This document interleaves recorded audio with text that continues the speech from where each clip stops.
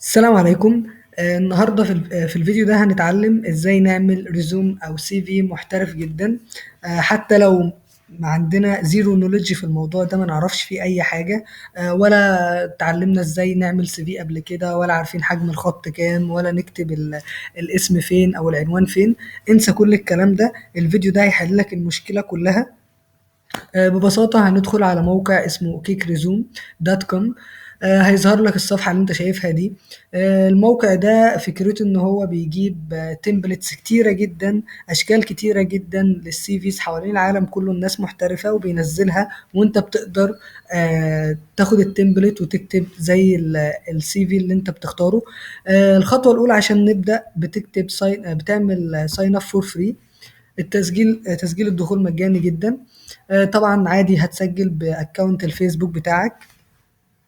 مجرد ما هتدوس هنا وتعمل لينك من الفيسبوك والموقع، هيظهر لك الصفحة اللي انت شايفها دي. آه، طبعا دي الصفحة بتاعتي على الموقع. عايز برضو اوريكم كذا تمبلت كده. قبل ما نبدأ هندوس هنا سيلكت تمبلت. بعد كده هيظهر لك تمبلتس كتيرة قوي على اشكال ريزوميز كتيرة وسيفيز كتيرة. انت بتختار الشكل اللي انت شايفه مناسب او اللي يريحك. ما تشيلش هم اي حاجة تاني، كل اللي عليك هتختار الشكل اللي انت عايزه. وليكن نختار الشكل ده. ممكن ندوس بريفيو عشان نشوف الشكل قبل ما نبدأ، وممكن ندوس سيلكت. مجرد ما دوست سيلكت هيجي لك الشكل اللي انت شايفه. طبعا انا كنت كاتب بياناتي قبل ما ابدا الفيديو. نبدا كده نشرح واحده واحده. فاول حاجه بيجي لك البيرسونال انفو بتاعتك، معلوماتك الشخصيه. بتكتب هنا الفيرست نيم واللاست نيم بتاعك، وهنا بتكتب اسم العيله. لو مطلوب اسمك رباعي بتكتب الاسم الأول هنا، وهكذا، وبتكتب الأربع أسامي. طيب لو في الشركة اللي أنا هقدم لها، لو قالت لي في الإعلان إن هي عايزة صورة ليا، بدوس أبلود فايل وببدأ أنا أحمل الصورة بتاعتي. ولازم تكون صورة احترافية. طب لو مش مطلوبة خلاص، وفي الأغلب ما بتكونش مطلوبة، فخليها عادي جدا. بتكتب بقى هنا تاريخ ميلادك والجنسية ورقمك والإيميل أدرس بتاعك. وهنا لو عندك موقع على النت بتضيفه هنا. طب لو ما عنديش، تقدر تدخل الموقع البلوج بتاعتك او موقع الفيسبوك بتاعك، الصفحة الرئيسية. لا. وهنا بتحط العنوان بتاعك. طب كلمة البروفايل هنا بنكتب فيها ايه؟ الخانة دي بتكتب فيها البيرسونال براندنج ستيتمنت بتاعتك، او الميشن اللي انت عايش عشانها، او الاهداف بتاعتك في الدنيا اللي انت عايز تحققها، بتكتبها هنا. ده كده اول حاجه في البيرسونال انفو خلصتها. بتخش على بعد كده في السكشن اللي بعده، بيبقى عن الورك اكسبيرينس، الخبره بتاعتك في الشغل. اشتغلت قبل كده ولا لا؟ لو اشتغلت طبعا بتدخل اسم الشركه والجوب تايتل بتاعك، وبعد كده برضو التفاصيل. لو انت لسه شغال فيها بتعلم هنا، يعني انا لسه شغال لحد دلوقتي. وبتكتب هنا بتدي وصف صغير كده عن الوظيفه بتاعتك او المكان اللي انت اسسته. طب لو عايز اضيف شغل تاني، او انا اشتغلت حاجة تانية، هدوس اد نيو. وهيضيف لك واحدة تانية. بعد كده بتخش على سيكشن الإديوكيشن، التعليم، انت كليتك ايه، او المجال اللي انت درسته، وبتكتب هنا اسم الكلية، وبعد كده المجال بتاعك والمدينة والدولة، وهكذا.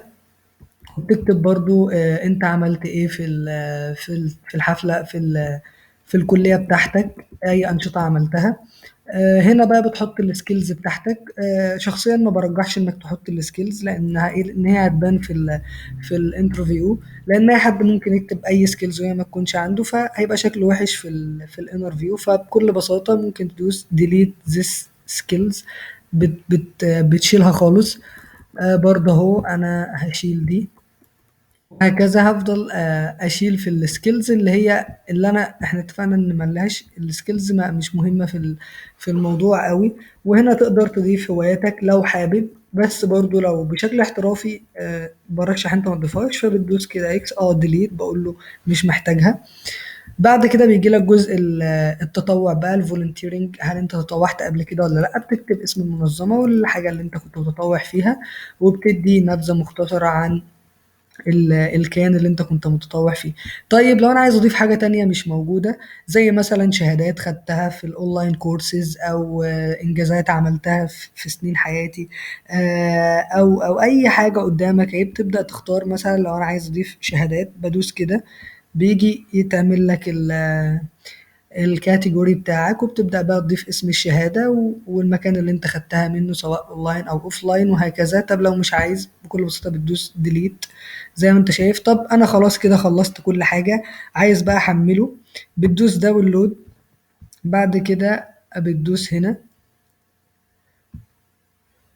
طبعا هنا بيجيب لك اختيارين، ممكن يقول لك انت بتنزل حاجة تقيلة يعني حاجة بريمير للناس ال- اللي معاها فلوس. احنا طبعا مصريين فبنختار فري، احنا عايزين حاجة ببلاش وندوس هنا. عايزين الجزء الأساسي بتاعه،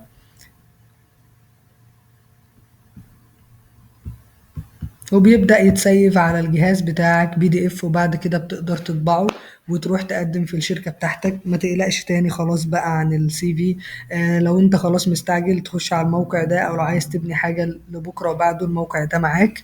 هتلاقي عليها مليون شكل للCV والريزومز كتيرة أوي. اختار الشكل اللي انت شايفه مناسب، وابدأ اعمل الطريقة اللي احنا عملناها دي.